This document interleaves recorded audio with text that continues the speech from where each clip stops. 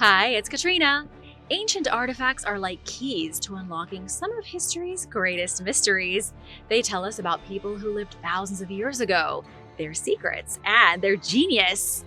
What if a small bone, a strange rock, or an ancient tool could even reveal the surprising ways that early humans were already thinking, calculating, and solving problems? From mysterious counting tools to megalithic structures, these artifacts aren't just relics. They are windows into the minds of our ancient ancestors.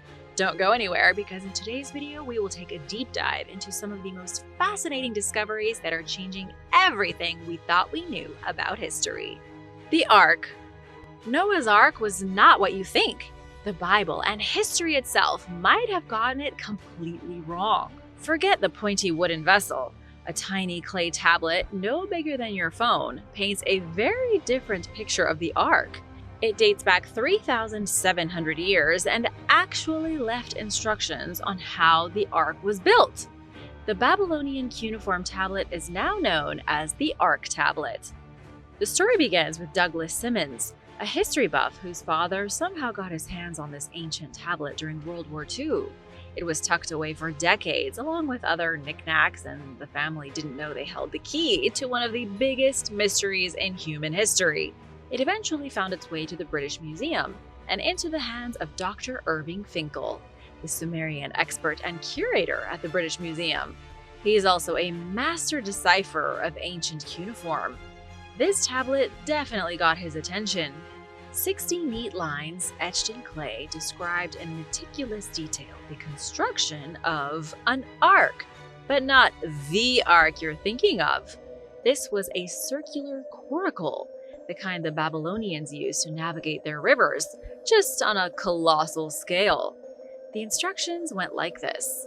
This massive ark was meant to be waterproof with bitumen. Bitumen is a natural petroleum tar used for waterproofing and construction in the ancient world. Once you had your round ship all waterproofed with bitumen, you had to reinforce it with wooden ribs and weave it together with miles of rope. Okay, now here's where things get really interesting. The tablet story is much older than the biblical account of Noah's Ark. This means that the story of the flood in the Bible might have been borrowed from older Mesopotamian legends. Sound familiar? These legends, passed down over thousands of years, spoke of a man warned by a deity about an apocalyptic flood. His mission? Build a boat, save his family, and bring along animals 2 by 2. This tablet actually contains the first known written mention of that iconic phrase. So, does this prove that Noah's Ark was real? You might be surprised to hear that Dr. Finkel is 107% convinced that it wasn't. 107%? That's a bold claim. Dr. Finkel believes that the instructions were part of an oral tradition, embellished over time to grab people's attention. That's also an age-old strategy. So, sorry, Ark hunters. If you are searching for Noah's Ark in Mount Ararat, you might be looking in the wrong place. The instructions point far beyond those peaks. But the story doesn't end there. To put the tablet's claims to the test, a TV documentary team actually built a replica of this round ark, following the ancient instructions. The result? It floated, and it could even hold animals. Proof that these ancient Babylonians knew their stuff. Dr. Finkel, the true Indiana Jones of the ancient world, has dedicated his life to unlocking these kinds of mysteries. So if you want to learn more about the secrets of this tablet, you can check out Finkel's book, The Ark Before Noah. So the question remains, was the Ark a real vessel or just a captivating story? The debate continues, but I'm dying to know your thoughts. Let me know in the comments below. Keeping time. Ever feel like time is slipping through your fingers? We're obsessed with time, losing it, killing it, buying it, spending it, gaining it. But have you ever stopped to wonder why? Is our obsession with time a modern curse, or has it always been part of our lives? You might be surprised to hear that the concept of time hasn't always existed. We have the Sumerians to thank for that. About 5,000 years ago, they invented a number system that didn't just influence how we count, but also how we think about time. So how did these ancient math geniuses come up with a system that still runs our clocks today? The Sumerians were brilliant. They thought outside the box, or more accurately, outside the base 10 system we use. They operated with base 12 and base 60. Why those numbers? Well, one theory is that they used the 3 segments on their fingers to count to 12 on one hand. Then, using the 5 fingers of the other hand with the 12 segments, they could reach 60. It was ingenious, a way to do complex calculations without a calculator, or even pen and paper. But this fascination with 12 and 60 wasn't just about numbers. It was woven into their understanding of the cosmos. They divided the day into 12 periods of daylight and 12 of darkness, creating the 24-hour day. And this idea stuck, even as their civilization gave way to the Akkadians, and then the Babylonians. The Babylonians took the Sumerians' work to the next level. They invented the 360-degree circle, perhaps because they noticed the year was roughly 360 days long. Their fascination with geometry and astronomy led them to develop star catalogs and predict celestial events like eclipses. This early stargazing shaped science forever and linked basing things on 60 to timekeeping and navigation. Jump forward to ancient Greece, and scholars like Hipparchus and Ptolemy picked up on Babylonian astronomy. They divided degrees into even smaller chunks, 60ths, or minutes, and 60ths of those, which became seconds. And over time, this system became essential for mapping Earth and the skies. But what about mechanical clocks? Those came much later in 14th century Europe. Early clocks only had one hand, but by the 16th century, astronomers needed more accuracy. Improved clocks with minute and second hands allowed scientists like Tycho Brahe to measure celestial movements down to the second. His data helped Johann Kepler develop the laws of planetary motion, and later Isaac Newton used those laws to unlock the secrets of gravity. Imagine a world without clocks! What the heck would we be doing right now? Why do we still count time in 60s today? Well, because it works. And if it ain't broke, don't fix it. It's divisible by so many numbers, 2, 3, 4, 5, and so on, which made life easier for ancient mathematicians. Over time, our methods of measuring seconds have evolved. Now it's based on the vibration of cesium atoms, making it as precise as science gets. But we wouldn't have come this far without the work of our ancient ancestors. And now for a quick break, because I wanted to give a big shout out and thank you to Serena Frost and A Bad Back 9 for supporting this channel. Thanks so much for spending time with us. Be sure to subscribe if you haven't already for more videos like this. The Helmet of Miltiadis. An ancient warrior faced a daunting decision: risk everything in a daring battle, or play it safe and potentially face a devastating siege. What's the toughest decision you've ever had to make? And how do you weigh the risks? Who knew an old helmet could tell us so much about the hero it belonged to? The discovery of Miltiadis' ancient helmet was like uncovering a time capsule from one of history's most legendary warriors. It was found in the late 19th century at the ruins of the Temple of Zeus in Olympia. It's missing its dome, or the upper half, but even so, the Corinthian-style helmet is remarkably well preserved for an artifact that's been around for 2,500 years. What's even more fascinating is the inscription etched on its side, which says Miltiadis offered this to Zeus. So who was Miltiadis, and why is his helmet such a big deal? Miltiadis was a general and a central figure in one of the most famous battles of all time, the Battle of Marathon in 490 BC. Back then, Athens was facing the mighty Persian Empire, which was on a mission to conquer Greece. Miltiadis, who was known for his sharp military mind, devised a daring plan. He and his men would meet the Persians on the plains of Marathon, far from the city, to avoid a disastrous siege. And against all odds, his army defeated the Persians, even though they were outnumbered, saving Athens and arguably Western civilization itself. And now guess what happened next? After the battle, Miltiadis is believed to have dedicated his helmet to Zeus as either a plea for future victories or as thanks for the triumph at Marathon. Many historians lean toward the latter, based on ancient writings by Herodotus and Plutarch. If true, This helmet isn't just a piece of military gear, it's a symbol of gratitude and physical evidence of a pivotal moment in history. The Battle of Marathon is legendary for a good reason. Miltiadis convinced his fellow generals to risk everything in open combat rather than waiting for the Persians to besiege Athens. According to Herodotus, Miltiadis delivered an inspiring speech to a fellow general, Callimachus, urging him to vote for battle. What was his argument? The future of Athens and its freedom depended on their courage. In the end, the vote tipped in Miltiadis' favor, and the rest is history. Miltiadis' victory didn't just protect Athens, it set the stage for its golden age, allowing democracy, philosophy, and art to flourish.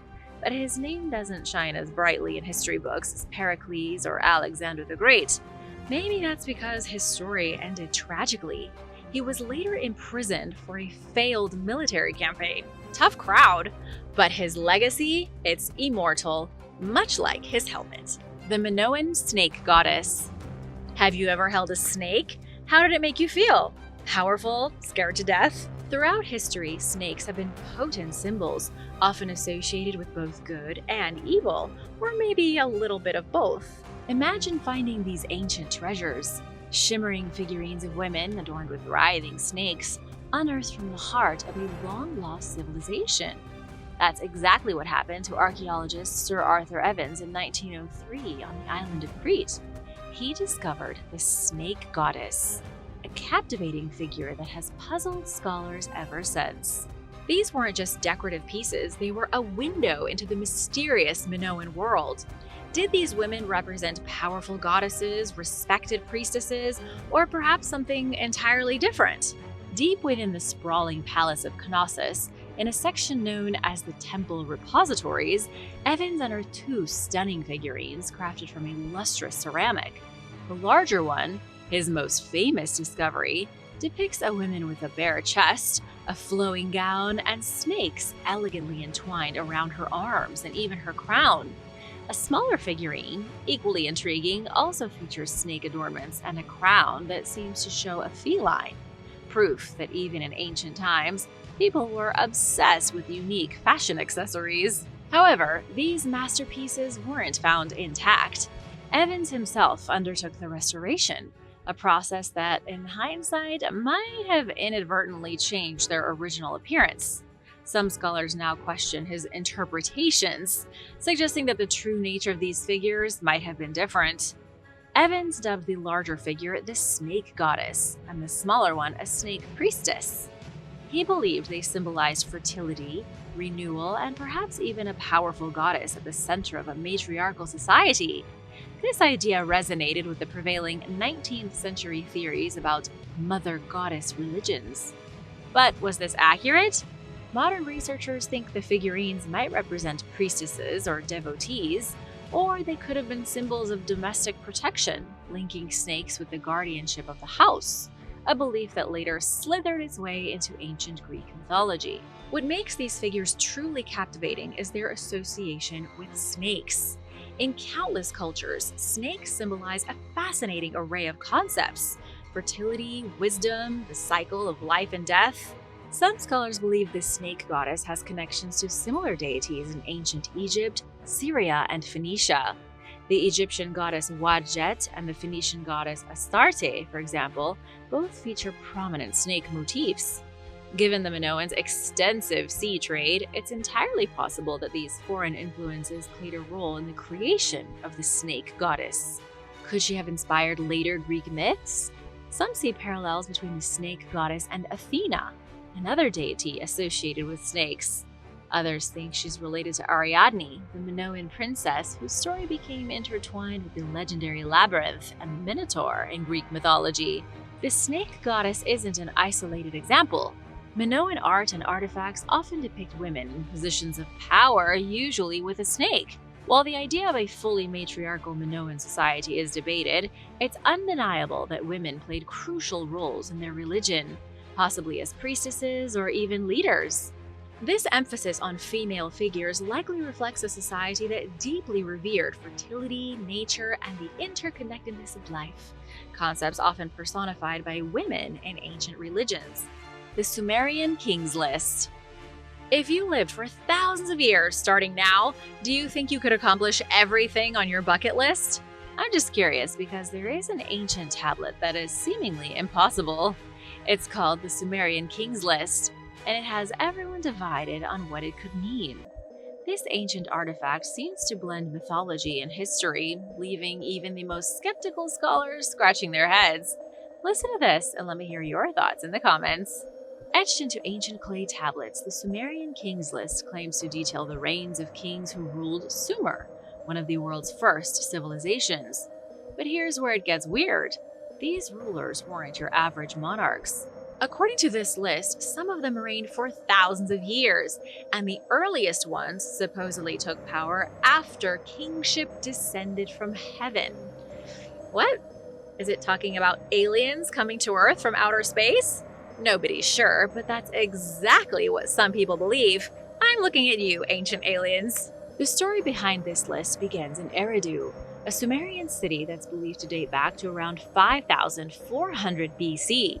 According to the list, though, kingship kicked off here roughly 266,000 years ago, a number that raises a lot of eyebrows since human civilization as we know it didn't even exist then. These early so-called antediluvian kings include characters like Enmenluana, who supposedly reigned for 43,200 years. He would have gotten a lot of things done. Things must be boring though if you live that long. I mean, you've got all the time in the world. Things get even stranger when the list intersects with a great flood, echoing the biblical story of Noah's Ark. After this catastrophe, kingship moved to the city of Kish, and here rulers like Nangi-Shlishma and Zukakip reigned for hundreds of years. Long lifespans that also mirror figures from the Old Testament like Methuselah. Is this a coincidence? Maybe. Now, what's truly fascinating is the math behind it all. I told you earlier that the Sumerians used a base 60 system, so some historians think these exaggerated reigns could be symbolic. But when this theory is applied, the numbers don't always add up, especially for post-flood kings. So could these reigns hint at something else, like achievements, cultural eras, or even extraterrestrial influence? Recent DNA discoveries, like that of Albert Perry, challenge the established timeline of human history. Perry was just a normal guy until he sent in his DNA for genealogical testing. What he found out was nothing short of incredible. Perry's Y chromosome traced back 338,000 years, predating what we thought was humanity's common ancestor. Could this have anything to do with the Sumerian Kings List? Some people think the kings from the list might have been part of a lost civilization that existed long before recorded history. They think this civilization might have disappeared or evolved into something completely different over time. Adding another twist to the story, traces of this ancient DNA were found in a small community in Cameroon, where a group known as the Mbo people live. This means that there are multiple bloodlines that can be traced back over 300,000 years, giving credibility to this lost civilization theory. Right now, there are people who are living proof, connections to a forgotten past. The jury is still out. Were these Sumerian kings real godlike beings? Did they rule over a civilization we have yet to uncover? Or is all of this just elaborate mythology combined with creative accounting?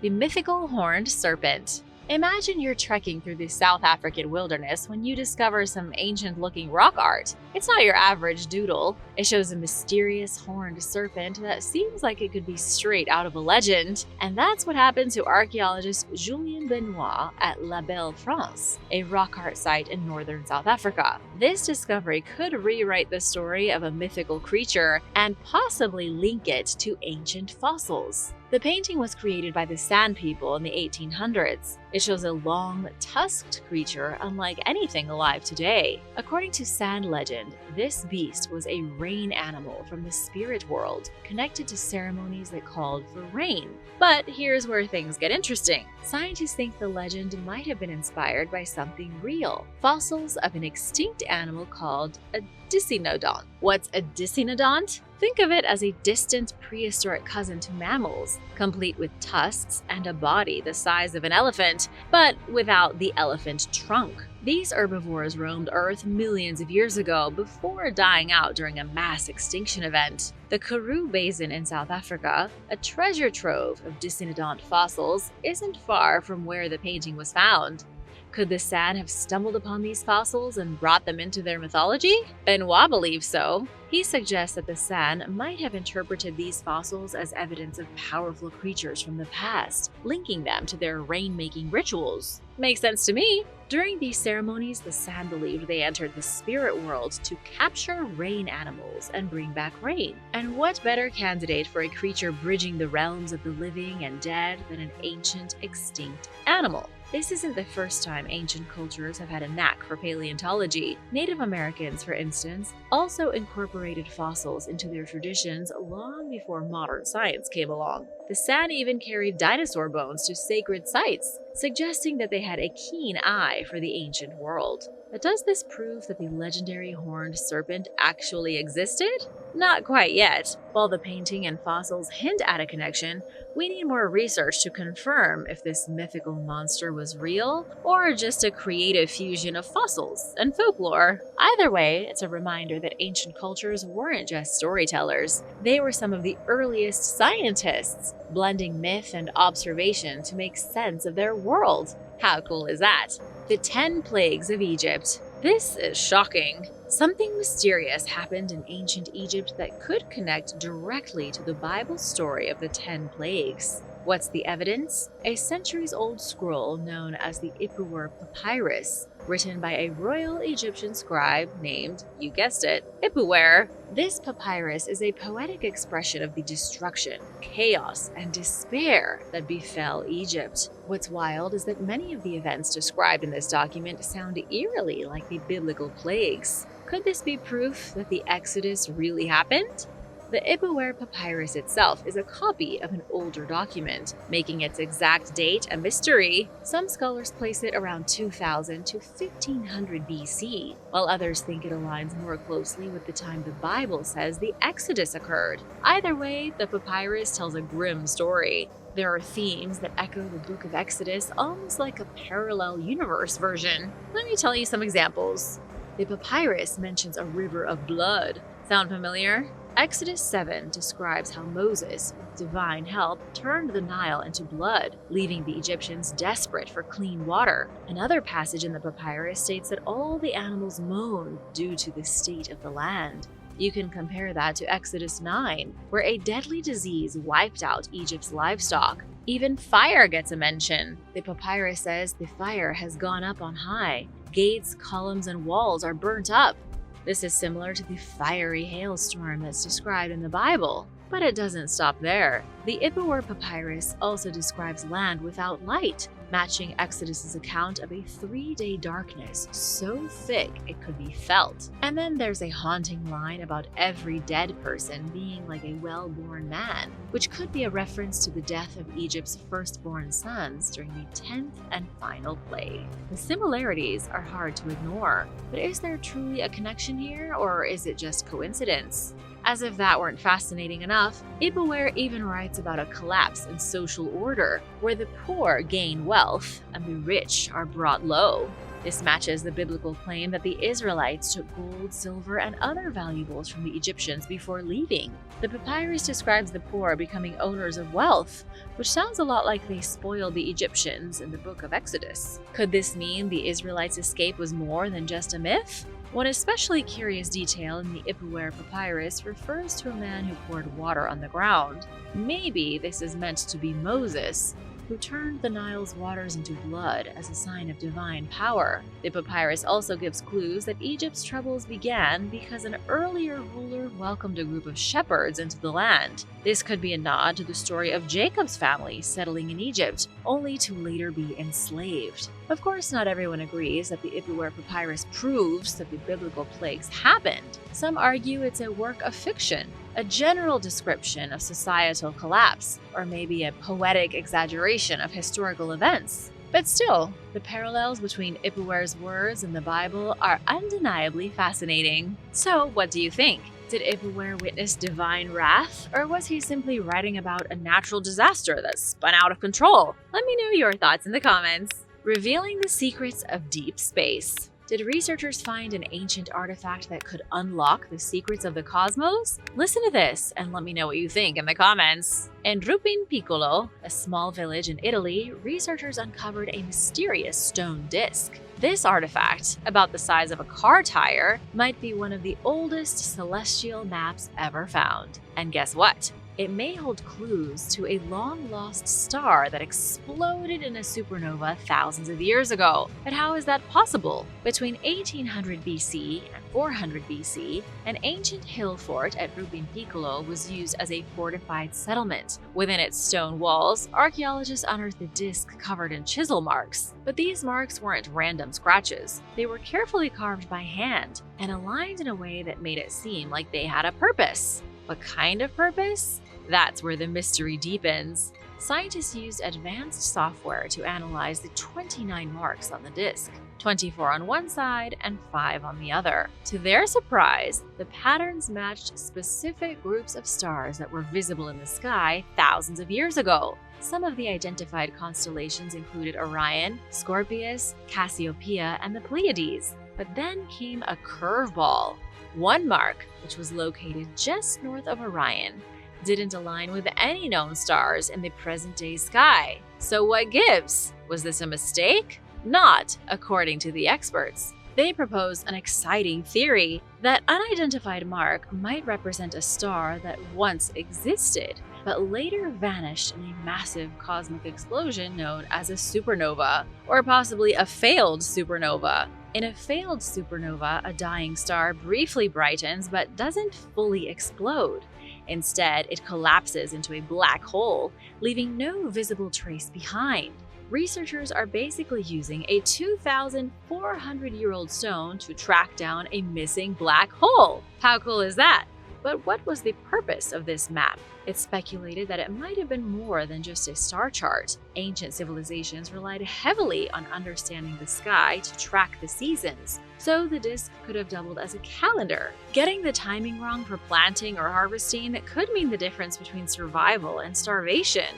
This artifact also sparks questions about the people who created it. The civilization behind the hill fort at Rupin Piccolo existed long before the Romans, and they built hundreds of hill forts across the region. They weren't just surviving, they were stargazing, observing the heavens, and recording what they saw with remarkable precision. As Paulo Molaro explained, one of the researchers, this effort to faithfully map the stars shows their deep understanding of the sky's relationship with their daily lives. I wonder if they would believe in horoscopes today. And this is interesting. This stone disc might even rival the famous Nebra sky disc, a 3,600-year-old artifact found in Germany. While the Nebra disc is symbolic, the Rupin Piccolo artifact could be one of the earliest accurate celestial maps, crafted centuries before more advanced star charts appeared. So, could this ancient disc really help us locate a missing black hole? It's too soon to say, but hey, anything is possible. The Sea Peoples. Around 1200 BC, a mysterious group called the Sea Peoples shook up the Mediterranean. Powerful civilizations like the Egyptians, the Hittites, and the Canaanites were suddenly under attack by these unknown invaders. It was like a game of dominoes, with these great empires crumbling one by one. The mighty Egyptians were the only ones who managed to hold their ground. This period is known as the Bronze Age collapse, and it is still shrouded in mystery. But who exactly were the Sea People? One of the most intriguing groups within the Sea People's invaders was the Shogun, or Shardana, but who they were is still a little blurry. Sorry, I don't have the answers you're looking for. The Egyptians often depicted them wearing horned helmets, which is a key clue, and they are connected to the island of Sardinia. You might be wondering, how do we know that? There is a Phoenician inscription called the Menorah stone that mentions Sardinia by the name Surdin, which is similar to the name of the Shogun, don't you think? But here's the thing. Were the Shogun originally from Sardinia, or did they settle there after causing trouble in the Mediterranean? Archaeologists are still debating this. What makes this mystery even more interesting are the Nuragic bronze statuettes that were found on Sardinia. These small bronze figurines show warriors wearing horned helmets, just like the ones the Egyptians depicted for the Shogun sea peoples. Could these figurines be proof that the Shogun came from Sardinia, or were they just a symbol of the warriors who settled there after their Mediterranean raids? The connection between these mysterious statuettes and the sea peoples adds another layer to an already puzzling history: the Ishango Bone. Right now, nestled quietly in a museum, sits a bone over 20,000 years old that might just hold secrets that could change how we think about the earliest humans. It's called the Ishango Bone, discovered in 1960 by a Belgian geologist named Jean de Heinzelin in what is now the Democratic Republic of Congo. He didn't know it at the time, but he had just stumbled upon what many believe to be a prehistoric calculator. The Ishango Bone is a fibula from a baboon, about 10 centimeters long and covered in a series of mysterious notches. These notches are grouped into 3 columns, almost like tallies, but with suspicious patterns that seem too neat and organized to be random. So, what was it used for? Some researchers think the bone was a counting tool used by ancient humans to track things like the number of animals they hunted or the cycles of the moon. Imagine a hunter marking the bone every time they saw a certain animal or when they noticed a new moon. It's kind of like a prehistoric version of a notepad. Notches on the bone aren't just random tally marks. Some of them match prime numbers, the numbers that can only be divided by 1 and themselves, like 11, 13, you get it. Could these early humans have understood prime numbers? I mean, that's a huge leap forward in mathematical thinking. Others suggest the markings represent a lunar calendar, crucial for hunter-gatherers who relied on the moon cycles for planning hunts and planting. It's like a bone-based reminder system for the best time to sow seeds or embark on a hunt. What's even more mind-blowing is that some experts believe the notches may hint at an understanding of binary math, the kind of math computers use today. Some of the markings are symmetrical, which suggests that the people who made the Ishango Bone were already playing around with concepts of doubling or halving numbers. Can you believe it? Early humans were fiddling with the same ideas we use in modern technology. So, was this just a tool for counting? Or did it show early humans doing math that would eventually lead to more complex systems? Thanks for watching! Be sure to stay tuned for extra content you might have missed. Noah's Ark. In 2022, scientists with various institutions in Turkey, such as the Istanbul Technical University, began the hunt for Noah's Ark. Experts began excavation work in an attempt to reveal once and for all the legendary vessel Noah built at the behest of God. You know the one he needed to save 2 of every animal and the human species? The tale is as old as time, told in the Bible, the Torah, and the Quran. Academics specializing in geophysics, chemistry, and archaeology studied an area in Turkey's Agri district on Mount Ararat. According to the Bible, this was the mountain that Noah's Ark came to rest upon when the floodwaters receded. Researchers have been prowling the area since 2003, but they have yet to find irrefutable evidence of the mythical ship. Other than the story in the Bible, what makes them think the Ark could really be buried here? It's all about a natural structure sandwiched between the villages of Telsakar and Uzengili. Looking at satellite images, the structure looks exactly like an impossibly huge boat. It truly looks like on the side of the mountain, a boat has been buried under layers of sediment. Whether the boat is there or not, that's still up for debate. But there is no arguing that there is indeed a boat-shaped feature on the mountain at the exact place the Bible says Noah's Ark landed. The search for the Ark began a very long time ago. Some of the first field studies were done in 1829 by Johann Jacob Friedrich Wilhelm Paris. He climbed the mountain hoping to find the timbers of the great ship. He didn't find them, and neither did the scientists when they conducted their most recent study in 2022. But they did extract sediment from the formation and are hoping to learn more from that. Only time and more thorough excavations in the future will reveal if the Ark truly is buried on the mountain. What do you think? Could this be Noah's Ark?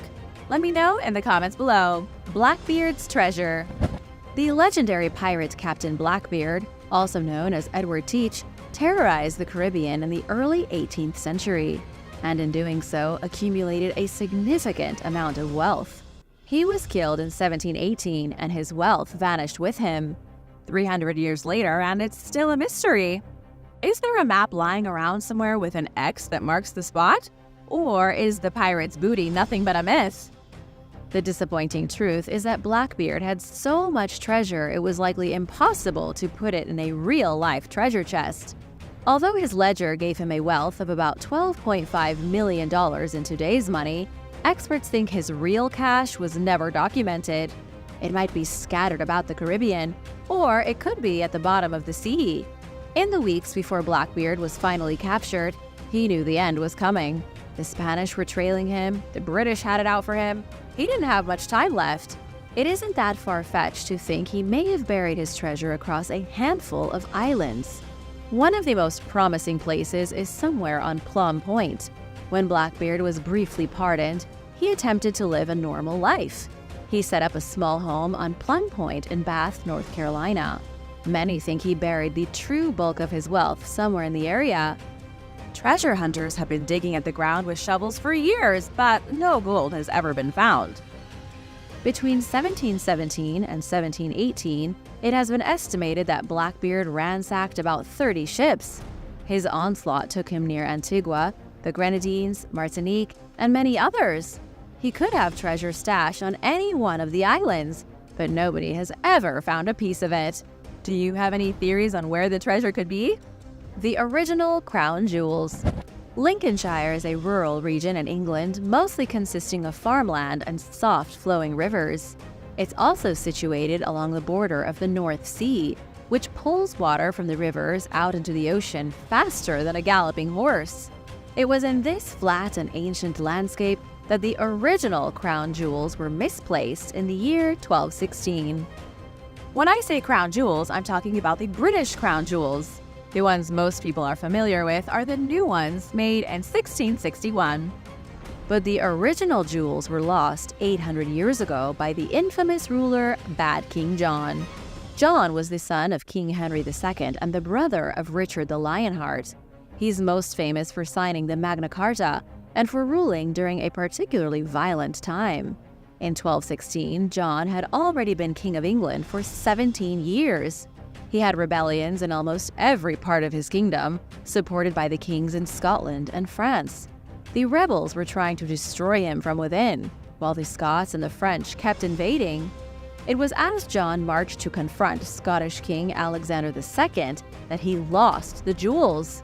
He tried to cross Lincolnshire on the coast of the North Sea, what was back then known as the Wash, but he misjudged the tide at the estuary.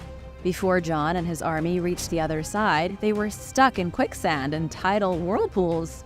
He lost most of his baggage, including a stash of jewels. Some think they were the first crown jewels, but there isn't much information about them before the 13th century. Nobody knows what was lost, only that whatever it was very important.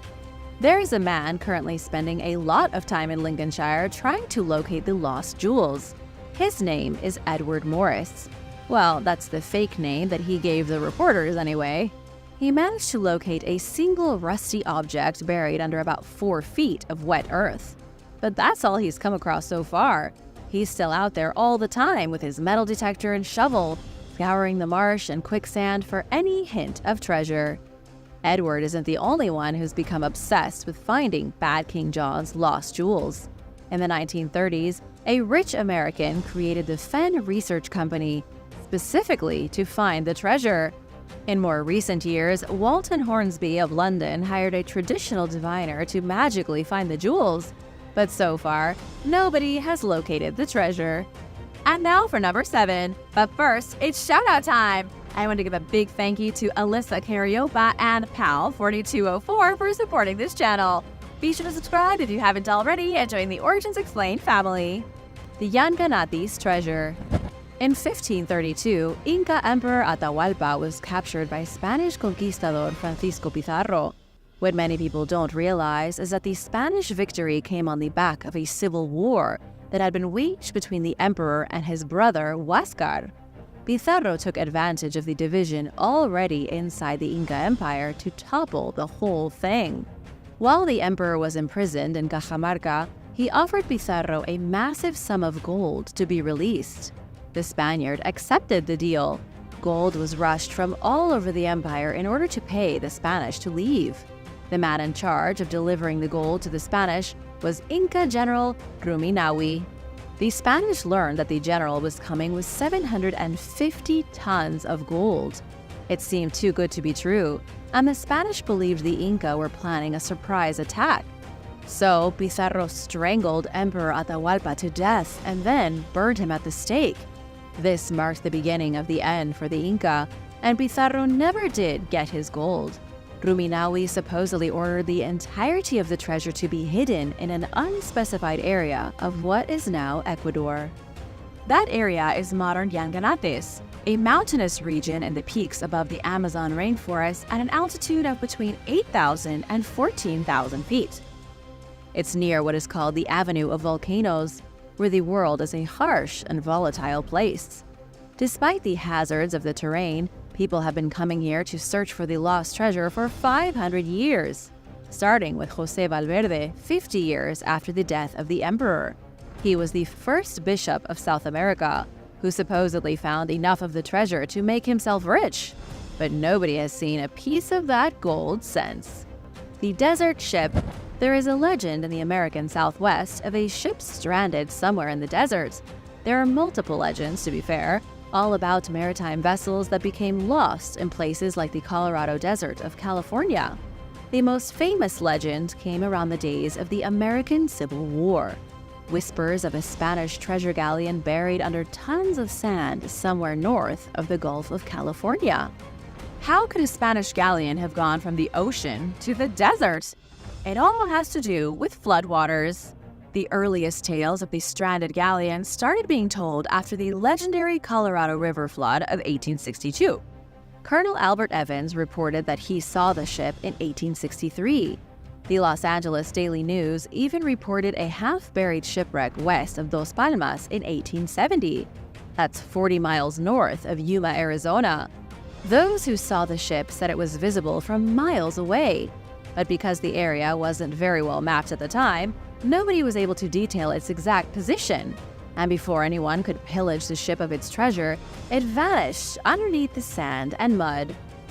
Scientists think the Colorado River flooding in the 17th century could have created the perfect environment for a Spanish ship to get lost.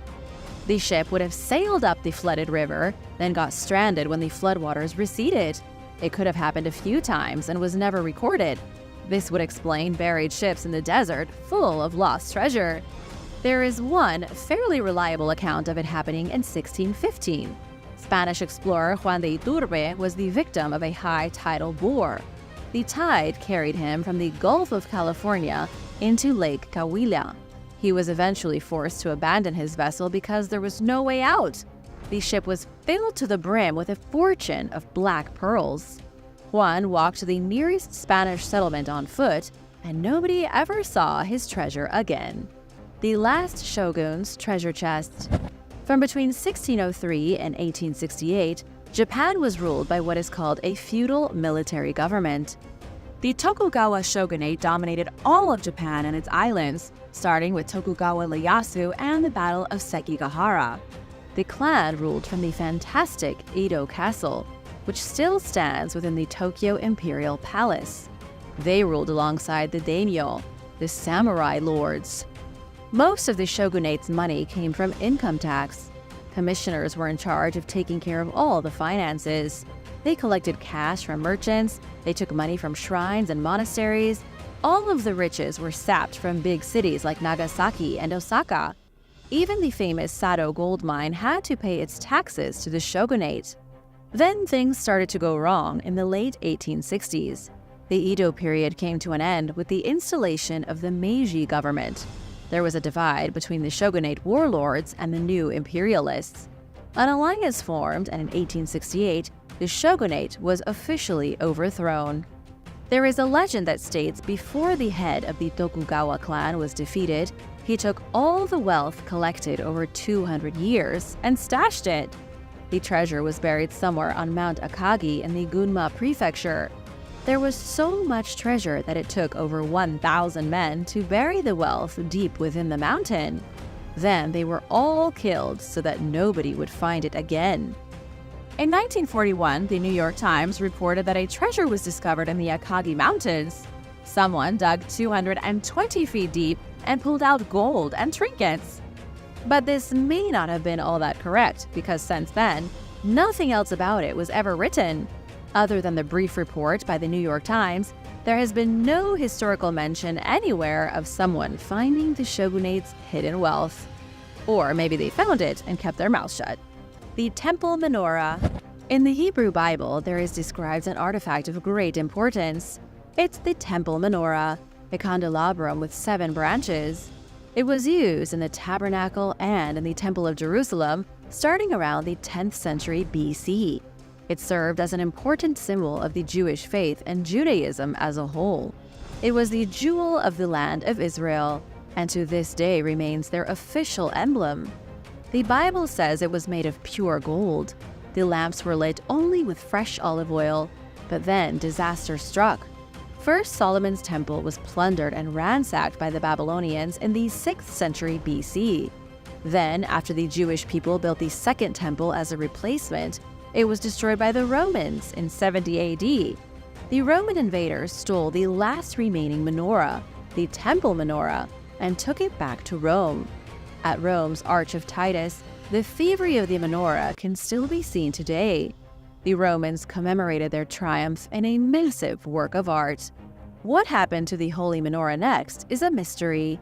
It was reportedly taken from Rome to Carthage after Rome was destroyed by the Vandals in 455. Ancient historian Procopius wrote that the Byzantine army came across the menorah about 100 years later and took it to Constantinople. Then it was returned to Jerusalem, but it's nowhere to be seen today. The problem is that starting in the 6th century, all of the records get very fuzzy. There are no indications that pilgrimages were made to Jerusalem to see the menorah, but it may have been stolen in 614 by the Persians when they sacked the city. Legend has it the Persians melted the temple menorah into pure gold and then used it to make jewelry. Others say it was lost in a shipwreck. A particularly persistent rumor is that the Vatican is in possession of the holy relic right now. It's supposedly kept beneath Vatican City, way down in the cellars of the Archbasilica of St. John Lateran. The temple menorah probably did exist 100%.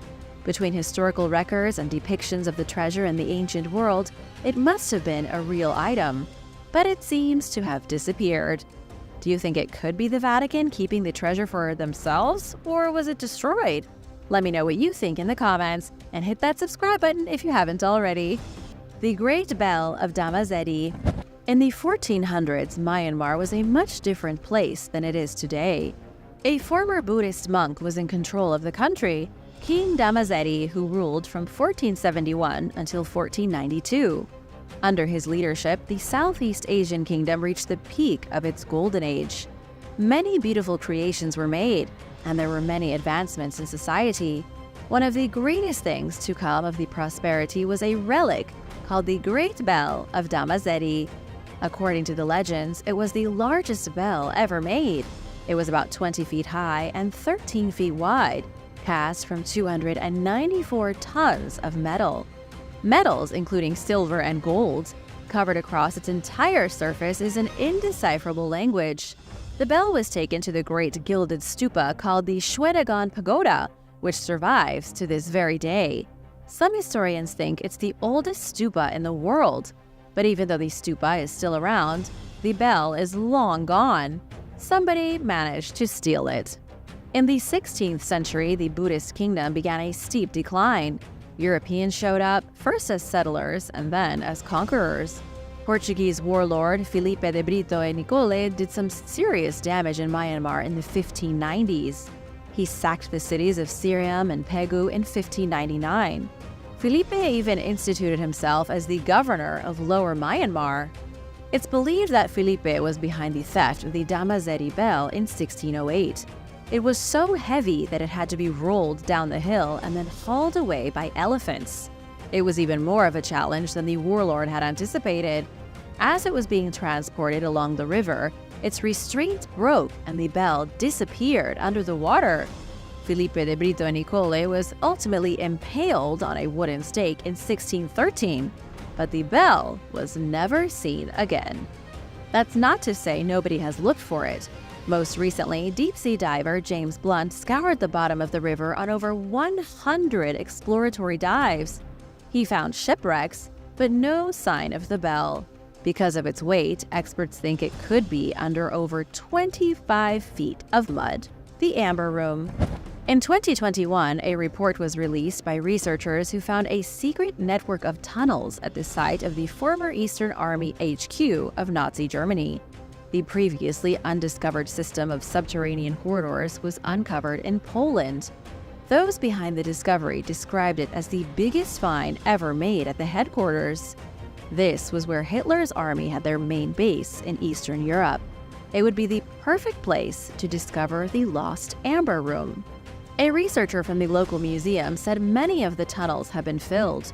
It looks like they may have been collapsed on purpose to hide whatever it is they lead to. Experts are struggling to remove the material just to make it safe enough to explore the underground network. The Amber Room was one of the most important treasures of Russia prior to World War II. It was created in 1701 by a German sculptor named Andreas Schluter. The plan was to adorn the walls of a room in the Charlottenburg Palace in Berlin with amber panels. That was where the King of Prussia, Frederick I, was living at the time. The amber was installed in 1716, then shortly after presented to Peter the Great of Russia as a gift. The whole room was deconstructed, put in the boxes, and taken to St. Petersburg. It was then installed in the Catherine Palace. Then, during World War II, the Nazis stole it. Over 6 tons of amber worth, at face value, around $500 million. But historically speaking, the Amber Room is priceless. A rich collector might pay the debt of a small country to own the treasure if bought on the black market. The Amber Room has not been found inside the mysterious tunnels yet, but it could be down there somewhere. Maybe it's buried under many feet of rubble, stashed in ancient crates. Then again, a completely different research team also uncovered a shipwreck around the same time in the Baltic Sea. They claimed the shipwreck could hold the pieces of the Amber Room. It's like every time somebody finds anything mysterious from World War II, there's always a secret hope that the Amber Room will be there waiting. The Nazis did something with the Amber Room, but nobody knows what. Ever since 1945, people have been searching for it. Most people think it's in Poland, though nobody knows where.